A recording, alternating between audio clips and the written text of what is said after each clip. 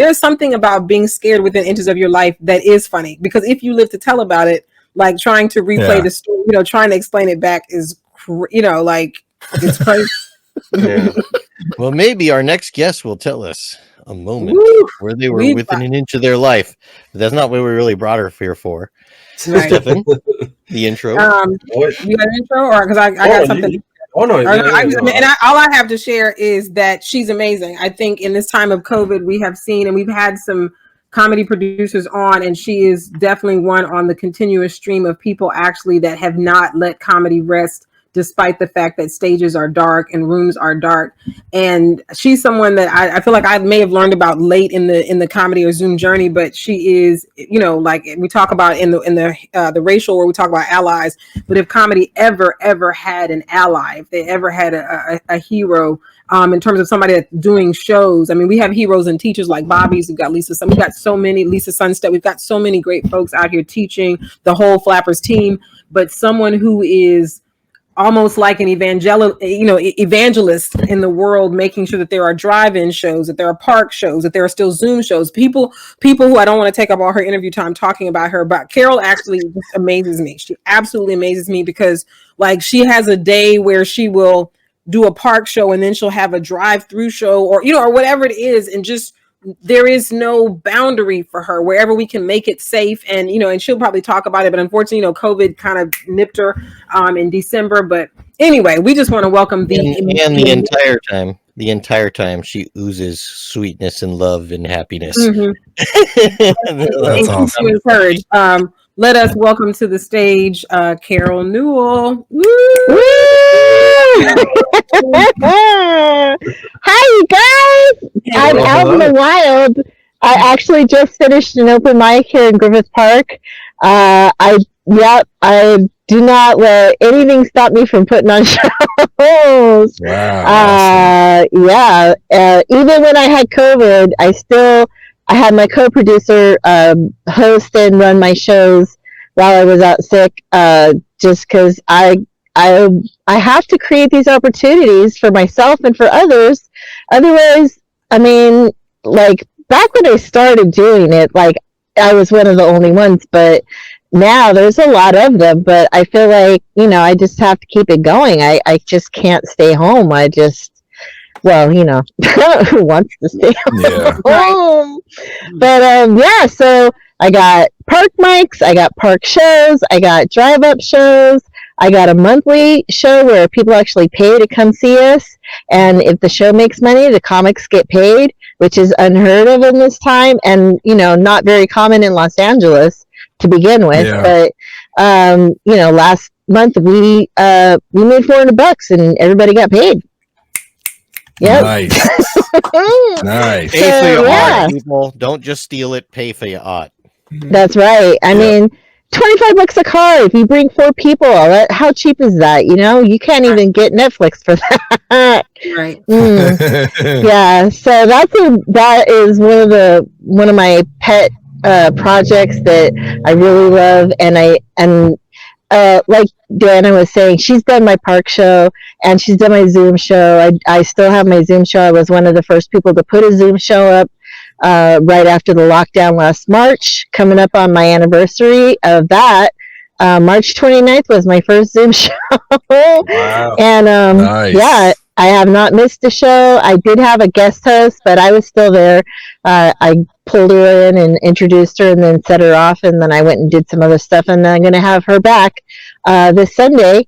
Wendy Wilkins, good friend of mine, also a great producer and script writer. She's got a lot of projects out there, and runs an open mic on Tuesdays called Yonder Mic. And then, she's all over the place. She just did a show out at Fort Irwin last week, you guys. So, yeah, I mean, stuff is happening out here in the comedy world, with or without the Comedy Store or the Improv or the Laugh Factory. Comedians are not going to stop telling jokes. That's not going to happen.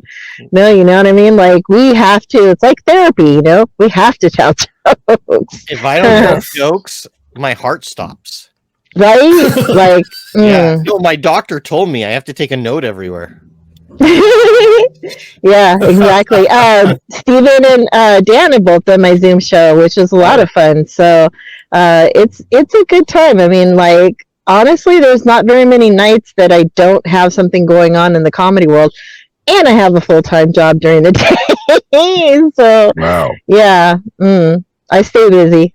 That's love, Yeah. man. That's I'm doing the full-time job right now as well. Well, full-time plus I work in software. And this week I've actually been to a show every single night.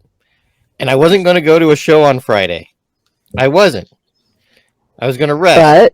And then I went to go see Stefan, and I won tickets to go see Dana Eagle. I'm like, well, I know Dana Eagle. I'm going to go see Dana Eagle. Of course I'm going to on Friday. I love her. Yes. I don't care if I'm tired. I'm going to go watch Dana Eagle on Friday. Fuck I'm like, yes. cool. I'm like, cool. And then I'm like, wait, do I get to sleep this weekend a little bit? I don't care anymore. Yeah,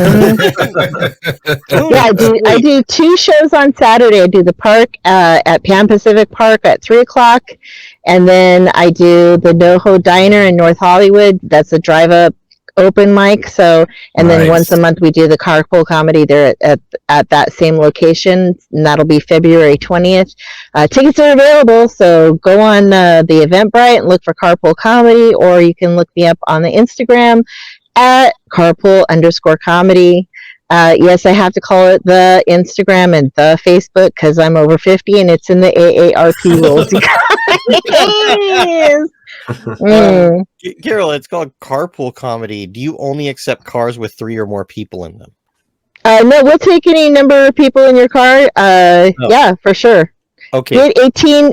We sold 18 tickets last time, so it's a pretty big parking lot. We can fit everybody in there. Don't worry. And if we have to get a bigger parking lot, we will. Nice. But this one's nice because it's at the NoHo Diner, so you can get food. They'll bring it to your car. They have car hop service. They have a restroom inside. So that's important when you're doing comedy outdoors. Let me tell you. Going to the bathroom is a necessity. So it's been nice having the NoHo. We have like a symbiotic relationship where they basically solicited us to come and move the show there because we used to do it at Fry's in Burbank. And so, they're like, why don't you come over here and then, support us, we'll support you. And it's been great doing the show there. We love it. Nice. NoHo Diner. Yes. Make sure you have the paddles. Clear. Wait, I have a question, Carol, actually, because funny you should bring up the because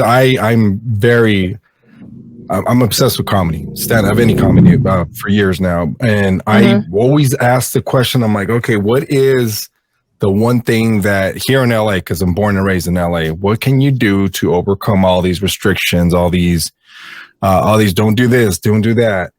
And how did initially, let's take it back a year ago when you first heard that everything was shutting down. It does one of 2 things to people. It completely frightens them and they flee, or they're like, no, let's stay and figure it out. So obviously you're one of those people. So what was the first thing that went through your head when you first heard, okay, venues are going to be closed? Well, March 15th, I went to an open mic that Ryan Talmo, the Valley Jesus, was running at Liquid Zoo, because I thought this might be the last time we get to do comedy. I even did a Facebook Live on the way in and the way out, just basically reviewing that situation. And I was like, I'm going, this is not usually a mic that I go to, but I'm going to go because it might be the last opportunity.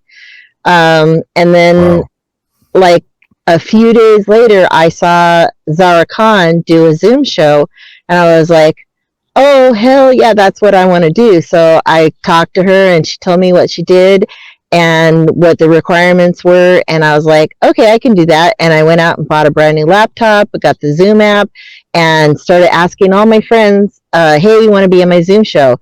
And they were all like 95% were like, hell yeah. So I had the thing booked like 6 weeks out. Wow. So Nice. I just started doing it. I just jumped in with both feet and started doing it. Well, here comes May. I've got my Zoom show. I actually had like 3 or 4 Zoom shows at one point. It was a lot. But I heard that they were going to do a live open mic, and I was like, oh, hell yeah, I'm going to that. So these guys from San Diego came up. They had an FM transmitter, and it was a drive-up show. Like, you could sit in your car and listen to it over your car stereo, like everybody's doing now. So I was like, okay, I'm going to that. And then as soon as I went to that, I was like, you know, that like experience that people have when they first start doing a drug and they're chasing that high like for the rest of their lives. That's the euphoria that I felt of doing open mic, open like air comedy, like out in the wild. You know what I mean? Like, it was like, oh, it was so awesome. Like, and I was like, hell yeah, I'm doing this. And I was like, I'm getting me an FM transmitter. I'm going to be doing this. This is what I'm doing. So here comes July. We've been doing this open mic every week with those guys. And then July, they were like, we're putting on a show. We're going to have like people pay to come see the show. And I was like, hell yeah. And then they were like, and it's going to be on Saturday, so we won't be here to do this. And I was like, well, what's going to happen with this? And they're like, well, if you want to take it over. I was like, hell yeah, I want to take it over. And they're like, we'll get you a transmitter. And I was like, yes, totally. So like a week later, they're like, we have the transmitter, but we don't have time to bring it to LA. I was like, I'll drive to San Diego. Hell yes, I will. So I drove down to San Diego, got the transmitter, came back, did the park show, which in July I also started an open mic and a book show at 2 different spots, and then I took over the drive-up show. So I was doing 3 live shows and then 3 Zoom shows a week. Because I don't know how to say no to comedy, is what it is. And then yeah, so I started taking over that, and then it's just been like gangbusters ever since. I have since added, I dropped one of the Zoom shows, so I'm doing just 2 Zoom shows a week, and then I started 2 other open mics because I'm crazy. Wow, that's awesome. But I like to address the safety issue, I was lucky enough to have a 5-pack of Clorox wipes at home when the pandemic started. And because you couldn't buy that stuff at anywhere really, especially back in last March, April, May, maybe even to June. You can't replace it with Everclear on Kleenex. It doesn't. No. I'm not gonna work it that way. So luckily, I had all these wipes, and so when I started doing these park shows, I was in business. I had a speaker, a block rocker. And then I had a microphone that came with it, and I started, I was like, why can't I do this? I'll just do this. And I started doing it. So I had Clorox wipes, we had masks, and that's what we've been doing. And then, luckily, by the time that Clorox wipe supply was running out, they started being able to buy them. Mm-hmm. So, yeah, I keep like a giant bag full of Clorox wipes in the back of my car. So we wipe the mic between every comedian. Wipe the mic, wipe the mic stand. We wear masks until it's our turn to go up. And I think that, I did get the COVID, but I did not get it from a comedian. I got it from, a civilian. A civilian. Wow. I'm going to start calling people that aren't funny civilians now. Like, next time I go next to one of the people at work and they're just like, they never laugh at anything, I go, you're such a civilian. And I'll walk away and I'll leave them. I'll leave them with that to think about it for the rest of the day. So yeah, that's what we've been doing to stay safe. And all the shows are outside. We do the Pan Pacific Park. It's an open air amphitheater. The rows are 6 feet apart. Dana can tell you she's been there, Dana. And it's lovely. It's every Saturday at 3:00. And we've just been super lucky. Like that park is technically closed. We tried to talk about getting permits from the city, and they're like, we're closed. It's first come, first served. Do what you want to do.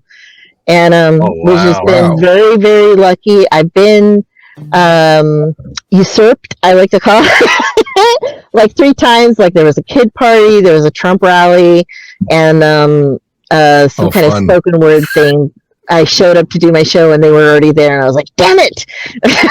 I felt so like I just was like, no, they can't have this. This is my spot. But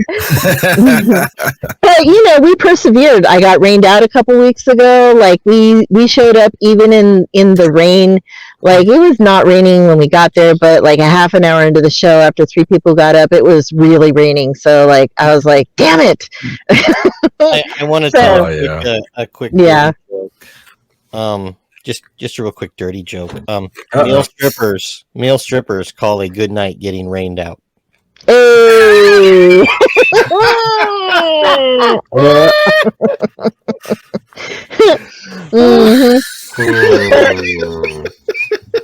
Even if we had to move the spot somewhere else in the park, we still did the shows. So it's been great. It's been awesome, and we love it. And I'm just going to keep riding this wave until the clubs start opening back up, and I have seen a lot more indoor spaces being utilized.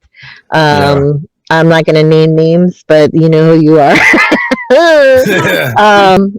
So I mean, comedy's not going to stop. That's not going to happen. Even if the comedy store is closed, even if the improv's closed, they're still going to be out here doing it. It's just basically guerrilla style right now. It's kind of interesting because we brought up on the show many times that there's certain comics that will not do Zoom shows, and actually I've heard some people think about it, but I actually thought about that the other day about certain comics that won't do Zoom shows. I think that there are certain comics that got to a level prior to COVID that they are still under the rule of once it's on TV you can't use it again, and what they're worried about is anyone can record your Zoom show. We know this. I mean, they can. Yeah, you can. And I think they're concerned, some of the bigger names are concerned that because they're with the older model that they're known well enough, someone's going to grab this recording. I can't use this now on a special I was going to do like later. It made me just rethink, maybe not to judge so harshly some of the people that might be out there that aren't doing the Zoom shows, because I was thinking about that. I was like, oh wait, that might be Napster in them or something.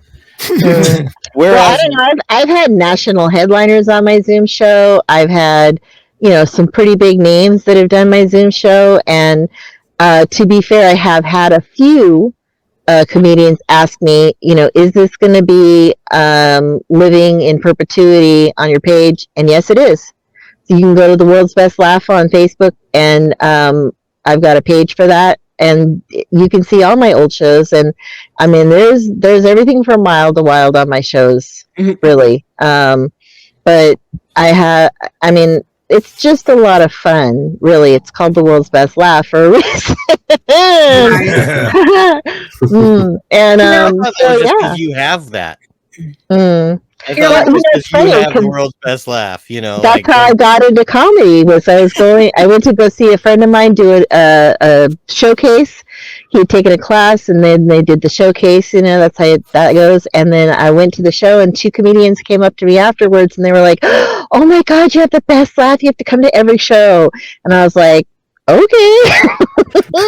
And then I started just going to their shows, and then making more friends with more comedians, and going to more shows, and making friends with producers. And producer was like, you should be doing this. And I was like, okay. And she's like, I'm going to put you in a show next month. And I was like, well, then I better write some jokes. So when did that happen, Carol? How long have you been doing comedy? That was 2012. Oh, wow. Okay. So you haven't been, so you're not even 10 years in yet. Not yet. Almost. Wow. Yeah. Do you see yourself producing at, like, you're doing all this great work now, but however the rollout happens of the world opening back up, what are the venues that you may be producing at, or do you think you're going to continue your park shows? Like, how does the world look to you when we are open again? I am open to all opportunities. I have done some hosting and booking at indoor places. The Lexington downtown, I'm sure you're aware that they're still doing stuff. And so, yeah, I've done that. And I would be open to any and all opportunities to do hosting, booking, producing, show running, all of that, anywhere that is available to me. And here's the thing, like, I've been doing a lot of open mics for a long time now, since July. of last year. So I have like a stable basically of comedians, of people that are doing these outdoor shows and people that are doing the Zoom shows too, because some of them are willing to go out and do the open air, stuff like that. So I'm sure that once, people are feeling more safe to be indoors, yes, I very much want to, move into that arena for sure. Okay. Well, I want to get definitely something. an arena. An arena would be great. Oh my lord! There's already talks of, I believe, the LA Public Health has been announcing that they're going to play out these next 2 weeks with the mass vaccinations, coming out and whatnot. Mhm. And we should be hearing something about open venues by maybe the end of right? March. Yes, no, Mhm. actually sooner than that. I Right. think the target is Memorial Day weekend, Well, and Yeah. at wasn't there- 10% capacity. Mm. Which is better than I mean, nothing. the good Yeah, news better than came, nothing. the U.S. has bought apparently enough vaccines to vaccinate every man, woman, and child now Mm. in America. Wow. The U.S. actually bought that. Let me just say this. I found out an interesting fact today. I was talking to a friend. She just got vaccinated. She took her husband. And so and I filled out a thing to get on a wait list. And then she told me about another place. In California, we have the highest rates, and we have also the largest percentage of people not taking vaccines, not showing up for appointments. Yeah. 25%. Yeah. Everywhere else in the country, it's about 10% not showing up. Here, we are not showing up at 25%. So my good girlfriend, who she actually works for the Red Cross. She was just like, at first she felt like, well, let's wait for those who are in line, 65 and older, all these things. But she was like, vaccines are going to waste. So I would rather. I'm actually going on Monday to jump in a line and see, and get it done.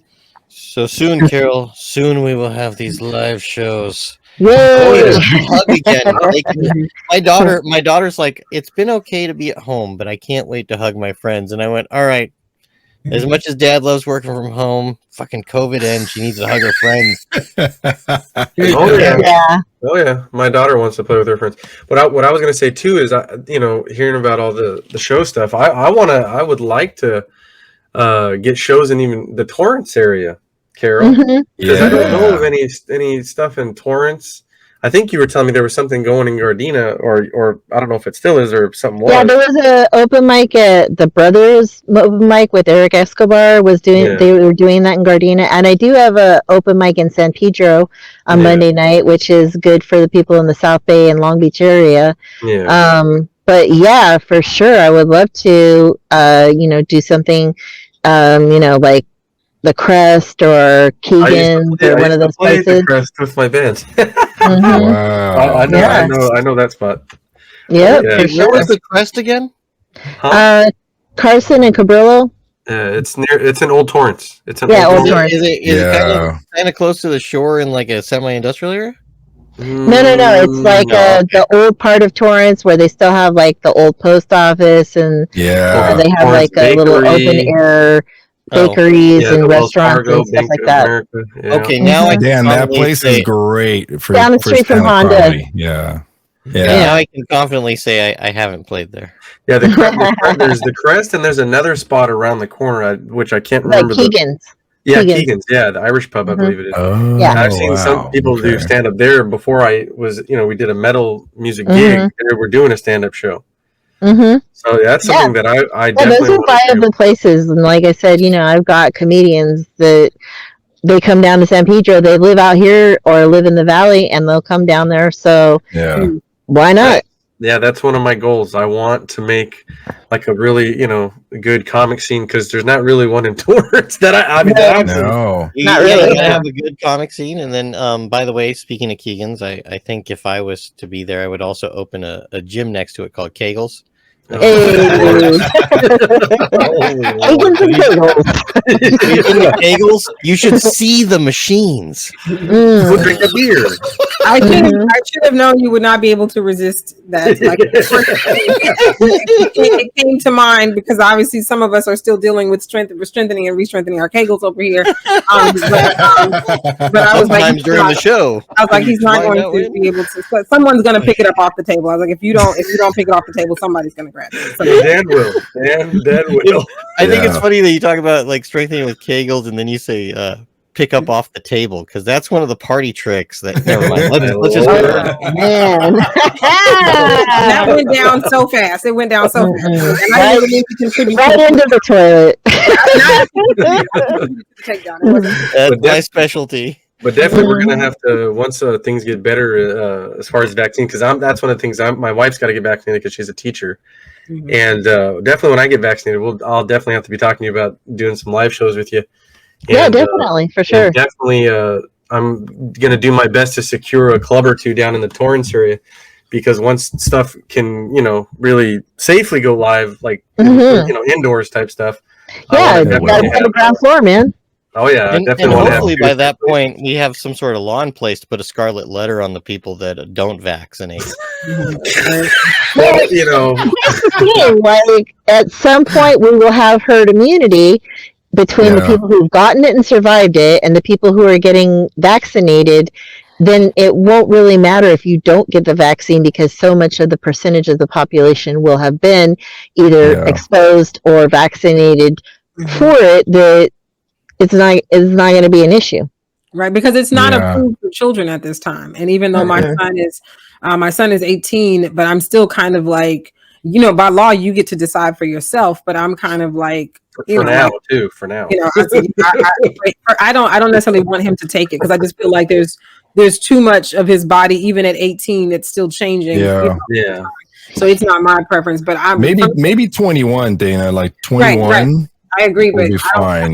But 18, 19, probably not. Yeah, I said you're a teenager to me, and I don't. And even though you're a 6 foot whatever teenager, you're still in my mind. I prefer you not.